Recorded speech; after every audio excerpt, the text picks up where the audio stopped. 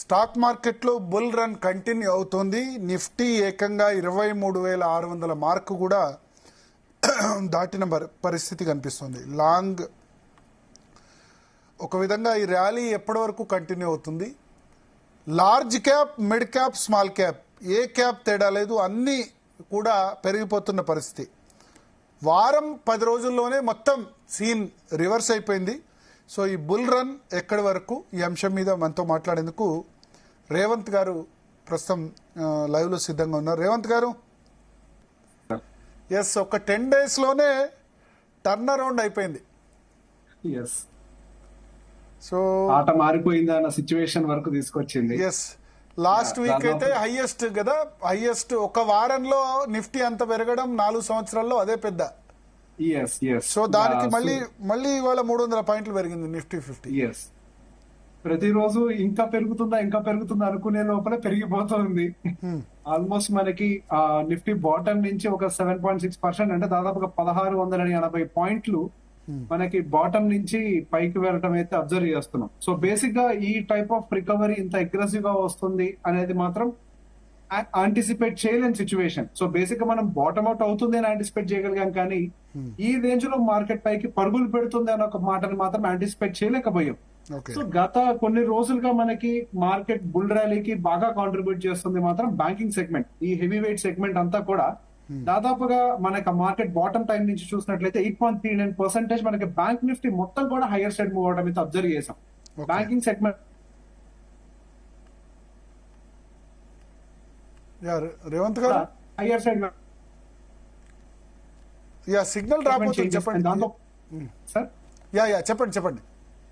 దాంతో పాటుగా మనకి ఆ కొటాక్ బ్యాంక్ లో ఒక మేనేజ్మెంట్ చేంజెస్ రావడం, ఆర్బీఐ వైపు నుంచి ఉన్నటువంటి కొన్ని ఇష్యూస్ కూడా క్లియర్ అయిపోవటం, ఇవన్నీ కూడా కొంతవరకు కొటాక్ బ్యాంక్ కూడా పాజిటివ్ గా కన్వర్ట్ అయింది. సో దీంతో మనకి market one single direction hire side move అవడం అయితే చూస్తున్నాము. కాకపోతే ఇక్కడ నుంచి యాక్చువల్ కాషియస్ గా ఉండాల్సిన అవసరం ఉంది. సహజంగా మనకి మార్కెట్స్ పైకి వెళ్ళేటప్పుడు, అంటే బుల్ ర్యాలీ సినారియోలో ఉన్నప్పుడు స్టడీగా, అంటే కొంచెం పైకి కిందకి వెళ్తూ ఉంటుంది మార్కెట్. ఒక 2 స్టెప్పులు పైకి, ఒక స్టెప్ కిందకి అన్నట్టుగా ఉంటుంది. అదే విధంగా బుల్ మార్కెట్ లో ఉన్నప్పుడు మార్కెట్ పడేటప్పుడు చాలా షార్ప్ గా పడుతుంది. కానీ మార్కెట్ కరెక్షన్స్ లో ఉన్నప్పుడు మనకి ఇప్పుడు జరుగుతుందంతా కూడా ఒక రకంగా షార్ట్ కవరింగ్ అని చెప్పగలుగుతాము. అంటే గత కొన్నాళ్లుగా 5-6 నెలల నుంచి కూడా ఎఫ్ఐఎస్ వీళ్ళందరూ కూడా ఒక హ్యూజ్ షార్ట్ పొజిషన్స్ ని క్యారీ చేస్తూ ఉన్నారు. సో ఇది ఒక షార్ట్ కవరింగ్ ర్యాలీ. అండ్ దాంతో పాటుగా ట్రంప్ రిలేటెడ్ గా కూడా మనకి టారిఫ్ టెన్షన్స్ కూడా కొద్దివరకు ఈజ్ అవుతున్నాయి. అంటే ఆయన టోన్ కూడా కొంచెం తగ్గిస్తున్నారు. డిస్కషన్స్ కి నేను రెడీగా ఉన్నాను, అవసరమైతే నేను చేయడానికి విజిట్ చేయడానికి రెడీగా ఉన్నాను, ఇటువంటి ఒక టోన్ రావడం కూడా కొంతవరకు మార్కెట్స్ కి పాజిటివ్ గా ఉండటం, అటు యుఎస్ మార్కెట్స్ కూడా స్లైట్ రికవరీలోకి రావడం అయితే గమనించాం. సో ఇక్కడ అంతా పాజిటివ్ గా ఉంది కదా, మార్కెట్ కూడా వన్ సింగిల్ డైరెక్షన్ లో మార్కెట్ కి పైకి పరిగెడుతుంది కదా, ఇది కరెక్ట్ టైం అని అంటే ఇది మాత్రం కొద్దిగా కాషియస్ గా ఉండాల్సిన సమయమే. సో ఇది ఒక ట్రాప్ కింద ఉండే అవకాశాలు కూడా ఉంటాయి. సో సహజంగా మనకి మార్కెట్ షార్ట్ గా ఫాల్ అయిన తర్వాత హ్యూజ్ షార్ట్ కవరింగ్ ర్యాలీ రావడానికి కూడా అవకాశం ఉంటుంది. కాబట్టి ఇది ఒక షార్ట్ కవరింగ్ ర్యాలీ లాగా మాత్రమే చూడాలి. మహా అయితే ఒక 100 నుంచి ఒక 300 పాయింట్లు, అంటే మనకి 23,800 నుంచి 24,100 ఈ రేంజ్ లో మనకి కొద్ది వరకు రెసిస్టెన్స్ విపరీతంగా, అదేదో చిన్న రెసిస్టెన్స్ కాదు, కొంచెం ఒక స్ట్రాంగ్ రెసిస్టెన్స్ ఎదుర్కోవడానికి ఎక్కువ అవకాశాలు ఉన్నాయి. సో మనకి ఎఫ్ఐఎస్ డేటా కూడా మనం గమనించినట్లయితే గత 2-3 రోజుల నుంచి కొంత కూల్ ఆఫ్ అయినట్టుగానే కనిపిస్తున్నారు. సో ఈ రోజు కూడా ఎఫ్ఐఎస్ ఒక బయింగ్ కొంతవరకు స్ట్రాంగ్ గానే ఉంది. లాస్ట్ 3 ట్రేడింగ్ సెషన్స్ లో ఎఫ్ఐఎస్ నెట్ బయర్స్ గా ఉన్నారు. ఇది నాకు తెలిసి లాస్ట్ 4-5 మంత్స్ లో ఇది ఇటువంటి సినారియో కనబడలేదు మనకు. డెఫినెట్ గా లేదు సార్. లాస్ట్ 4-5 మంత్స్ లో మనం డేటా కూడా గమనించినట్లయితే మనకి జనవరిలోనే వాళ్ళు ఓవరాల్ గా 87,000 crores అమ్మేశారు, అండ్ ఫిబ్రవరిలో 58,000 కోట్లు అమ్మేశారు. అదే విధంగా మనం మార్చ్ లో చూస్తే చాలా లిమిటెడ్ గా ఉంది, కేవలం 11,500 కోట్లు. అంటే సెల్లింగ్ కూడా తక్కువగానే ఉంది. అండ్ దాంతో పాటుగా లాస్ట్ 3 రోజుల నుంచి కూడా కొద్దిగా బయస్ గా టర్న్ అవుట్ అవడమే జరుగుతోంది. సో గోయింగ్ ఫర్దర్ ఈ సెంటిమెంట్ అనేది కొద్దిగా స్టెబిలైజ్ అవుతుంది. అంటే ఏదైతే మనం ఎక్స్టెన్సివ్ గా ఫాల్ ఏదైతే చూస్తున్నామో అది ఇంకా కంటిన్యూ అవ్వకపోవచ్చు. మేబీ ఒక సైడ్ వేవ్ మార్కెట్ లోకి ఎంటర్ అవ్వడానికి ఒక పాసిబిలిటీ ఉంది. ఇప్పుడు మనం గమనించినట్లయితే ఒకవైపు ఎఫ్ఐఎల్ బై చేస్తుంటే డిఐఎల్ ఏమో సెల్ చేస్తున్నారు. సో ఇక్కడ వీళ్ళు ప్రాఫిట్ బుకింగ్ చేసుకొని వాళ్ళ యొక్క పోర్ట్ఫోలియోని రీబ్యాలెన్స్ చేయటము. సో డిఐఏ మొన్నటి వరకేమో ఎఫ్ఐఎస్ సెల్లింగ్ లో ఉన్నప్పుడు డిఐఎస్ మార్కెట్ ని సపోర్ట్ చేసే ప్రయత్నం చేశారు. సో ఇక్కడ నుంచి పోర్ట్ఫోలియో కన్స్ట్రక్షన్ లో డిఐఎస్ పడతారు. ఎఫ్ఐఎస్ ఏమో ఆల్రెడీ సెల్లింగ్ చేసుకొని డబ్బులు ఏవైతే వెనక్కి తీసుకువెళ్లారో వాటిని కొద్దిగా మార్కెట్ లోకి ఇన్ఫ్యూజ్ చేసుకుంటూ వచ్చే ప్రయత్నం జరుగుతూ ఉంటుంది. సో బేసిక్ ఇక్కడ నుంచి మార్కెట్ ప్రాపర్ గా కంగారో స్ట్రక్చర్, ఇంత ముందు కూడా చెప్పాను, మార్కెట్ కంగారో స్ట్రక్చర్ అని అంటే మనకి పైకి కిందకి దూకుతూ ఉంటుంది. కాకపోతే ఈసారి ఒక పెద్ద లాంగ్ జంప్ చేసినట్టుగా కనిపిస్తోంది. ఈ లాంగ్ జంప్ స్టైన్ అయితే అవ్వకపోవచ్చు. సహజంగా ఇటువంటి సినారియోలో మళ్ళీ మార్కెట్స్ రివర్స్ అయిపోతాయని ఒక దాంతో ఇన్ఫ్లోస్ రీటైలర్ సైడ్ నుంచి కూడా ఎక్కువగా మార్కెట్ లోకి వస్తాయి. సో ఇక్కడ మనం కొంచెం ఎక్కువగా ఉత్సాహం చూపించకుండా కొద్దిగా స్టేబుల్ గా ఉండి మార్కెట్ డెఫినెట్ గా కొంతవరకు మళ్ళీ ఒక స్టెబిలిటీ ఫార్మేషన్ అంటే ఇంకొక చిన్న బాటమ్ అవుట్ ఫార్మ్ చేయడానికి ట్రై చేస్తుంది. అప్పుడేమో అక్యుములేట్ చేస్తే బెటర్ ఏమో. బాటమ్ అవుట్ అంటే మళ్ళీ 22,000 వస్తుందా? 22,000 అన్న పాయింట్ మనం చెప్పలేమండి. మేబీ మనకు ఒక అట్లీస్ట్ ఇక్కడ నుంచి ఒక 700 పాయింట్ల కిందకి రావాలి. ఇప్పుడు దాదాపుగా 24,000 వరకు కూడా వెళ్ళిపోతుంది. ఇక్కడ నుంచి కనీసం 23,000 పాయింట్ల వరకు కిందకి రావాలి. వచ్చిన తర్వాత మనకు ప్రాపర్ డబ్ల్యూ ప్యాటర్న్ ఫార్మేషన్ అనేది జరుగుతుంది. సహజంగా మార్కెట్ స్ట్రాంగర్ గా స్ట్రక్చర్ ఫార్మేషన్ జరిగింది అని అంటే ఒక వి షేప్ రికవరీ రాకూడదు. ఇప్పుడు కరెంట్ మార్కెట్ లో మనకి ఒక వి షేప్ రికవరీ అనేది వచ్చింది. ఈ వి షేప్ రికవరీస్ ని పూర్తిగా నమ్మడానికి లేదు. ఇప్పుడు మనకు ఒక డబ్ల్యూ ఫార్మేషన్ జరగాలి అంటే ఇంకొక కరోనా సమయంలో వచ్చిన వి షేప్ రికవరీ సస్టైన్ అయింది.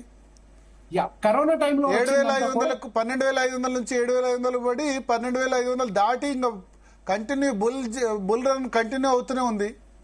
ఎస్.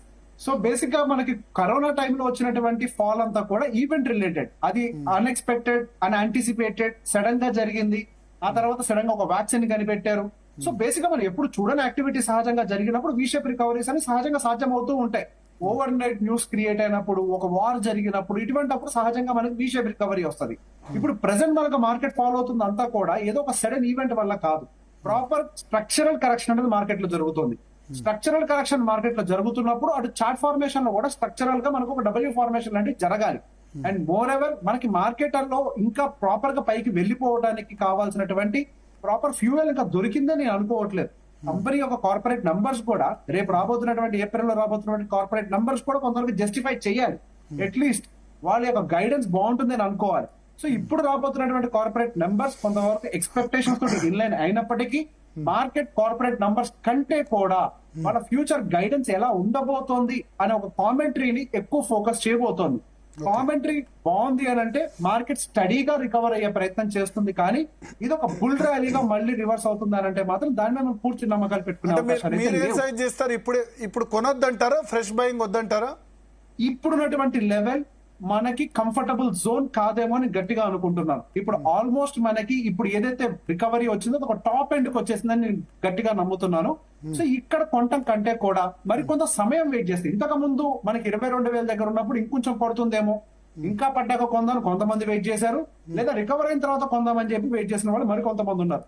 సో బేసిక్ గా మార్కెట్ లో మనకి బాటం ఇప్పుడు 22,000 దగ్గరకు వచ్చినప్పుడు మనం బలంగా అనుకున్నాం వాల్యుయేషన్స్ అనే అద్భుతంగా ఉన్నాయి, ఇప్పుడు కొనుక్కోవచ్చు, అది వెయిట్ చేయాల్సిన టైం కాదు అని.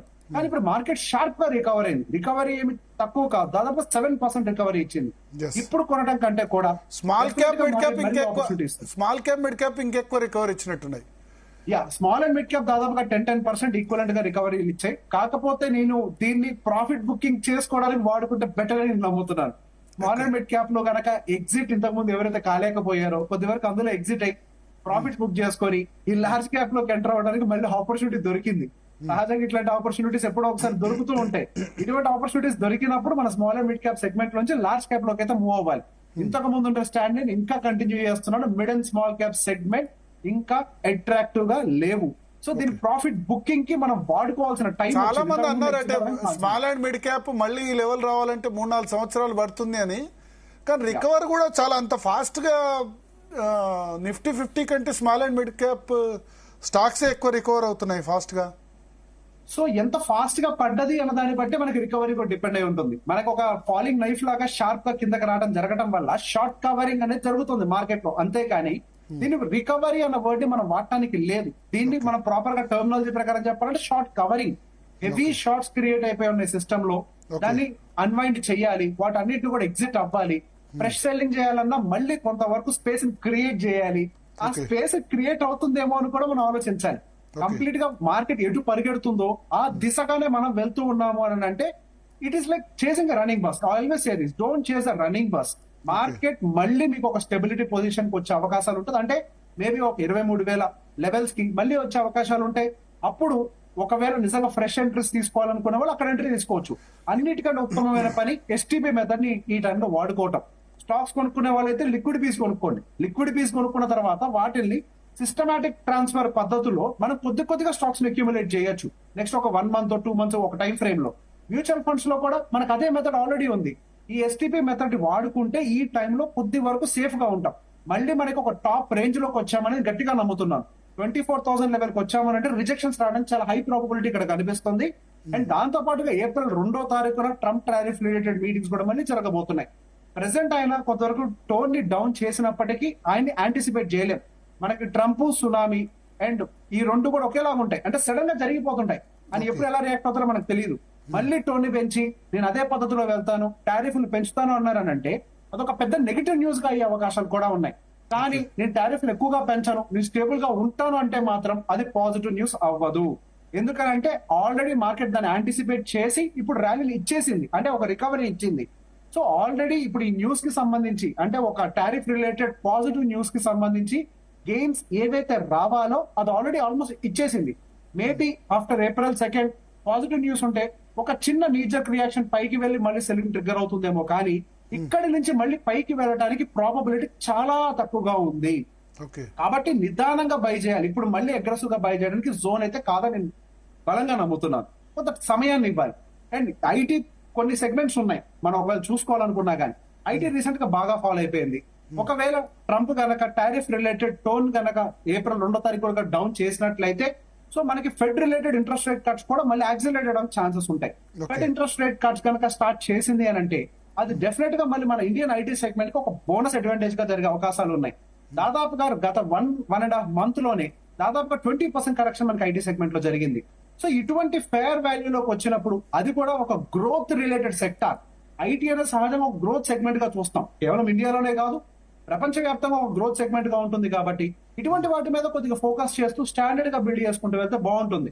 అండ్ రీసెంట్ గా గమనించిన ఇక్కడ బాగా పడింది కరెక్టే, టారిఫ్స్ భయం ఉంటూనే కత్తి వేలాడుతూనే ఉంటుంది కదా.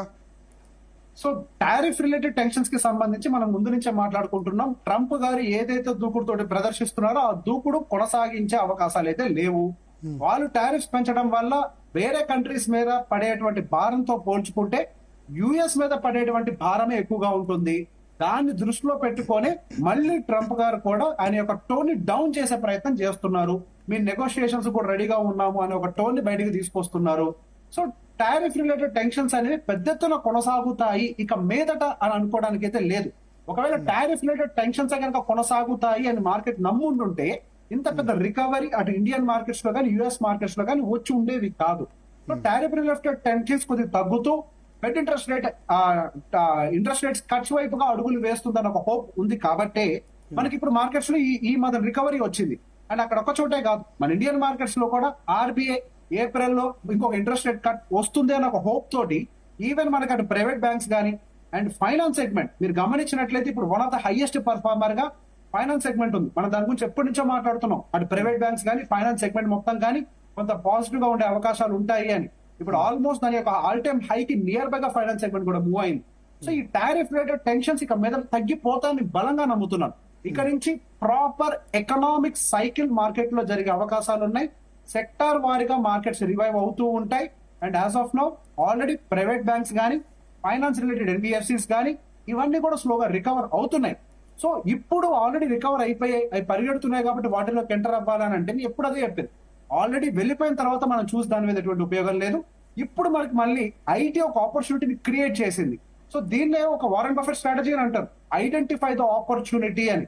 ఇప్పుడు ఆపర్చునిటీస్ ఇప్పుడు మార్కెట్ రికవర్ అయినప్పటికీ ఇంకా ఆపర్చునిటీస్ ఉన్నాయి. అటువంటి ఆపర్చునిటీస్ వైపుగా చూస్తే మనకి ఐటీ సెక్టర్ టారిఫ్స్ కనుక విషయంలో ముందుకు వెళ్తే ఇంకా పడిపోయే అవకాశం ఉంటుంది కదా.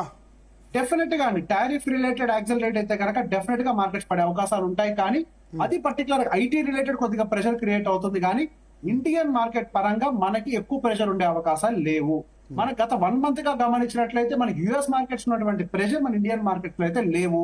ఎందుకంటే మన ఇండియా కంప్లీట్ గా ఇప్పుడు సెల్ఫ్ డిపెండెంట్ గా ఉండే ప్రయత్నం చేస్తోంది. అంటే సెల్ఫ్ కన్సంప్షన్ రిలేటెడ్ గా ఎక్కువ ఫోకస్ చేసే ప్రయత్నం చేస్తుంది. అది ఎప్పుడైతే మనకి ఎలివేట్ అవుతుందో ఆ థీమ్ అనేది అప్పటి నుంచి మన ఇండియన్ మార్కెట్ స్టేబుల్ అయిపోయినాయి. మన ఇండియన్ మార్కెట్ స్టేబుల్ అయింది, యుఎస్ మార్కెట్స్ పడడం మొదలు పెట్టాయి. టారిఫ్ రిలేటెడ్ టెన్షన్స్ ఏమన్నా యాక్సలరేట్ అయినా ఇండియన్ మార్కెట్ లో నీ జరికే వస్తుంది, కానీ యుఎస్ మార్కెట్స్ కి పెద్ద ప్రమాదం. So going for the tariff related అసలు ఎక్కువగా యాక్సలరేట్ అవ్వదు అని ఫస్ట్ నమ్ముతున్నాను.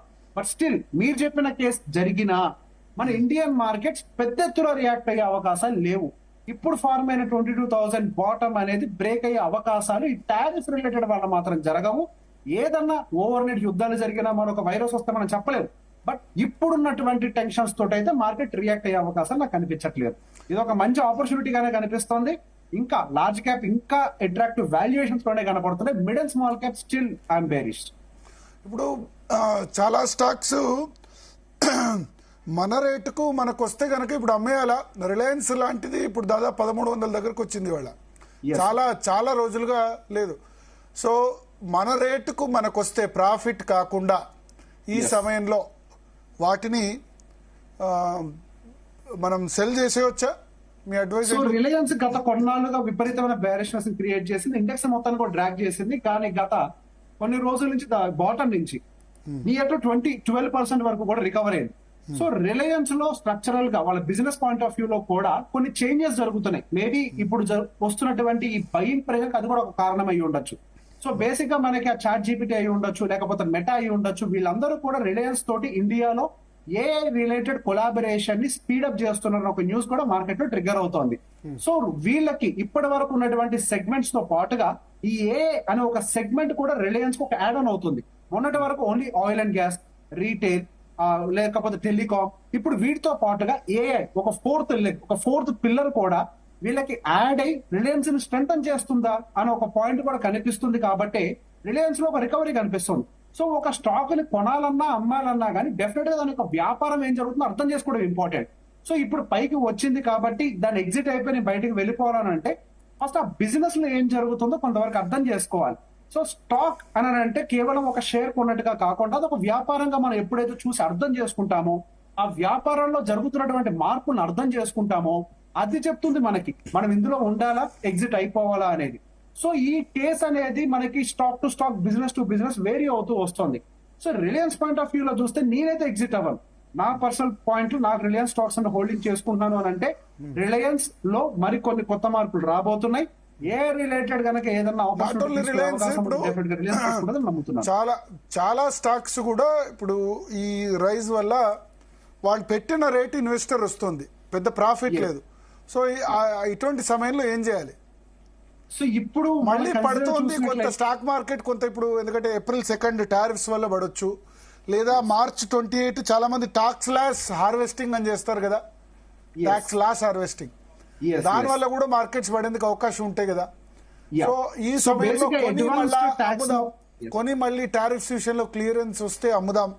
మన రేటు మనకు వస్తే లాస్ట్ టైం మిస్ అయ్యి 24,800కు వచ్చింది, అప్పుడు పడిపోయి 23,200కు పడిపోయి 24,800కు వచ్చి నిజంగా 24,800 దగ్గర అమ్ముంటే చాలా మంది అనుకున్నారు ఇంత 22,000 దగ్గరకు వచ్చినప్పుడు అప్పుడు అమ్ముంటే చాలా బాగుపడి ఉండేవాళ్ళం అని. సో ఇక్కడ పాయింట్ ఒకటి చూసుకోవాలి సార్, మనకి మార్కెట్ రికవర్ అయింది కానీ స్టాక్స్ అనేది రికవర్ అనేది పెద్ద ప్రశ్న. ఇప్పుడు మనం రిలయన్స్ గురించి మాట్లాడుకున్నాం. రిలయన్స్ దాని ఒక టాప్ నుంచి మనకి రికవర్ అంటే టాప్ నుంచి కిందకు వచ్చిన తర్వాత మళ్ళీ టాప్ దగ్గరికి వెళ్ళింది అంటే అటువంటి కండిషన్ ఏం లేదు. సో బేసిక్ ఇప్పుడు ఓన్లీ కొన్ని సెగ్మెంట్స్ మాత్రమే పైకి తీసుకెళ్లాయి, కానీ బ్రాడర్ మార్కెట్ మొత్తం కూడా అంటే ప్రతి ఒక్క స్టాక్ కూడా రికవర్ అవుతూ మార్కెట్ పైకి తీసుకెళ్లే సిచ్యువేషన్ అయితే లేదు. టాటా మోటార్స్ మనం గమనించినట్లయితే దాదాపుగా 50% మనకి కింద పడ్డ తర్వాత అది బాటమ్ నుంచి 20% రికవర్ అయింది. అంటే కొంతవరకు లాసెస్ రికవర్ చేసే ప్రయత్నం మాత్రమే చేసింది. సో ఇప్పుడు వచ్చినటువంటి రికవరీ ఏదైతే జరిగిందో అది బ్రాడర్ అంటే ఇప్పుడు కొంతవరకు ఒక రిలీఫ్ ర్యాలీ అనొచ్చు, లేకపోతే ఒక షార్ట్ కవరింగ్ ర్యాలీ అనొచ్చు. దాని కింద కొంతవరకు పైకైతే రావడం జరిగింది, కానీ ఎక్కడైతే కొన్నామో అక్కడికైతే ఇప్పుడు ప్రైజెస్ అయితే రాలేదు. నేను చాలా మందితో మాట్లాడుతున్నప్పుడు కూడా వాళ్ళు అదే చెప్తున్నారు, ఇండెక్స్ లో అయితే రికవర్ అయ్యే కానీ మా స్టాక్ పోర్ట్ఫోలియోస్ మాత్రం పూర్తి స్థాయిలో రికవరీలోకి అయితే రాలేదు. ఎస్, ఇప్పటికైనా మీరు అన్నట్టుగా ఒక ఆపర్చునిటీ అయితే ఇచ్చింది. నాకు స్టాక్స్ హోల్డ్ చేసుకోవటం కానీ స్టాక్ మీద రీసెర్చ్ చేయడం కానీ టైం లేదా రిసోర్స్ లేదు అనుకున్న వాళ్ళకి ఇది ఒక ఆపర్చునిటీ అనుకొని బయటకు వచ్చేసి ఒక ETF లోనో మ్యూచువల్ ఫండ్ లోనో ఒక ప్రొఫెషనల్ అడ్వైజ్ అంటే మ్యూచువల్ ఫండ్ ఇండస్ట్రీ అడ్వైజ్ లోనో వెళ్ళిపోతే అట్లీస్ట్ ఒక ఆపర్చునిటీ. అట్లా కాకుండా రికవర్ అవుతుంది కదా, నాకు నాలెడ్జ్ లేకపోయినా నేను వెయిట్ చేస్తానంటే మాత్రం మళ్ళీ దెబ్బ తగిలే అవకాశం ఉంది. ఇప్పుడు వచ్చినటువంటి ఒక మార్కెట్ ఫాల్ నేను ఒక ఫాల్ కంటే కూడా ఒక లెసన్ గా తీసుకోవాలని చూస్తాను. మనం ఏ ప్రైస్ లో పడితే ఆ ప్రైస్ లో కొనకుండా మార్కెట్ లో ఫెయిర్ వాల్యుయేషన్ లోకి వచ్చినప్పుడు ఆ బిజినెస్ సైకిల్ ఇక స్టార్ట్ అవుద్ది అని మనం అర్థం చేసుకున్నప్పుడు కొంటేనే రిటర్న్స్ వస్తాయి, నేను ఎప్పుడు పడితే అప్పుడు రిటర్న్ ఇవ్వను, నన్ను అర్థం చేసుకొని కొంటేనే రిటర్న్ ఇస్తాను అని ఒక లెసన్ ని మార్కెట్ మనందరికీ నేర్పించింది. ఓకే, ఇప్పుడు మళ్ళీ ఒక ఆపర్చునిటీ ఇచ్చింది. కొంత ఏదన్నా పోర్షన్ రికవర్ అయినట్లయితే మేబీ ఇప్పటికైనా ఎగ్జిట్ అయి ఒక మంచి ఈటీఎఫ్ బేస్డ్ ఇండెక్స్ బేస్డ్ వెళ్ళినా లేకపోతే మ్యూచువల్ ఫండ్ బేస్డ్ వెళ్ళినా మనం కొంతవరకు సెక్యూర్ గా ఉండే అవకాశాలు అయితే ఉన్నాయి. మనం గమనించినట్లయితే ఇండెక్స్ తో కంపేర్ చేస్తే మ్యూచువల్ ఫండ్స్ మరింతగా రికవర్ అయ్యాయి. సో బేసిక్ ఇక్కడ కొన్ని లెసన్స్ ని మనం అర్థం చేసుకోవాలి. Every day activities lesson in the market. Market లో ఏ యూనివర్సిటీ లేదు, మార్కెటే యూనివర్సిటీ. మనం కోల్పోయిన డబ్బులే ఈ మార్కెట్ కి మనం చెల్లించే ఫీజు. సో ఇప్పుడు ఒకవేళ రిలయన్స్ కాకుండా మిగతా స్టాక్స్ లో కనుక ఉంటే వాటిలో బయటకు వచ్చింది ఉత్తమం majority stocks, especially small and mid cap. Particular గా ఎగ్జాక్ట్లీ మీరు చెప్పిన point correct. Small and mid cap విషయంలో చాలా క్లియర్ గా ఉన్నాం. ఇప్పుడు వచ్చిన రికవరీని మన ఎగ్జిట్ కోసం వాడుకుంటే మాత్రం అద్భుతంగా పనిచేస్తుంది. Small and mid cap recovery ఇంకా ఎక్కువగా అయ్యే అవకాశాలు అయితే కనిపించట్లేదు. నేను అన్నట్టుగా మేబీ ఒక 1.5% వరకు కూడా మేబీ కొంతవరకు కుషన్ ఉంది. అంటే మనకి ఆ నిఫ్టీలో కూడా 1.5 కుషనింగ్ అప్ సైడ్ ఉన్నట్టుగానే స్మాల్ అండ్ మిడ్ క్యాప్ లో కూడా ఒక 2 to 3% దానికి డబల్ ఉంటుందని అనుకోవచ్చు. దాన్ని చూసి మనం మోసపై మొత్తం నా పోర్ట్ఫోలియో రికవరీ అయిపోయి గ్రీన్ లోకి వెళ్తుందని వెయిట్ చేయడం కంటే కూడా మనకి గనక కాన్ఫిడెన్స్ లేని పరిస్థితులు ఏమైనా ఉంటే స్టాక్స్ మీద ఎగ్జిట్ అయిపోయి ప్రాపర్ గా లార్జ్ క్యాప్ లో మంచి అండర్స్టాండింగ్ తో స్టాక్స్ ఇన్వెస్ట్మెంట్ పెట్టడం అనేది ఒక మంచి ఆపర్చునిటీ. ఇప్పుడు వచ్చిన రికవరీ ఆపర్చునిటీ ఇప్పటికైనా కానీ బ్యాడ్ స్టాక్స్ ఎగ్జిట్ అవడానికి మంచి ఆపర్చునిటీ ఇచ్చింది. దీన్ని మీరు అన్నట్టుగా ఆపర్చునిటీగా తీసుకునే అవకాశాలు అయితే కనిపిస్తున్నాయి. థ్యాంక్ యూ రేవంత్ గారు. సో రేవంత్ అయితే చెప్తున్నారు ఈ రికవరీని ఒక ఆపర్చునిటీగా వినియోగించుకోండి. బ్యాడ్ స్టాక్స్ అట్లాగే స్మాల్ అండ్ మిడ్ క్యాప్ లో మెజారిటీ స్టాక్స్ నుంచి కూడా ఇప్పుడు ఎగ్జిట్ తీసుకోవడం అన్నది ఉత్తమం. ఈ ర్యాలీ ఇదే విధంగా కంటిన్యూ అవుతుంది అనుకోవడం కరెక్ట్ కాదు. అంటే సేమ్ ఇంతే పేస్తో మళ్ళీ ముందుకెళ్తుంది అనుకోవడం కరెక్ట్ కాదు. మళ్ళీ పెరగడం తగ్గడం సైడ్ వేస్ అన్నది ఉంటుంది. ఒక విధంగా చెప్పాలంటే కంప్లీట్గా మళ్ళీ 26,200 వరకు ఏదైతే గతంలో ముందుకు వెళ్ళిందో అక్కడి వరకు వెళ్ళడం అన్నది కష్టం. ఈ నెక్స్ట్ క్వార్టర్ రిజల్ట్స్ మీద లేకపోతే యుఎస్లో టారిఫ్ల ప్రభావం మీద, ట్రంప్ టారిఫ్లు ఏ విధంగా విధిస్తారు, ఏప్రిల్ 2 నుంచి ఆయన గతంలో విధించిన టారిఫ్ల కట్టుబడి ఉంటారా లేదా, వీటన్నిటి మీద స్టాక్ మార్కెట్ గమనం అయితే ఆధారపడి ఉంటుంది. ఇప్పుడు ఏదైతే ర్యాలీ వచ్చిందో దానిలో బ్యాడ్ స్టాక్స్ నుంచి ఎగ్జిట్ అవ్వడానికి మీరు ప్రయత్నం చేయండి అని ఆయన సలహా ఇస్తున్నారు. ఇది ఇవాళ డిఎన్ఏ. రేపు డిఎన్ఏలో మరో టాపిక్లో మళ్ళీ కలుద్దాం.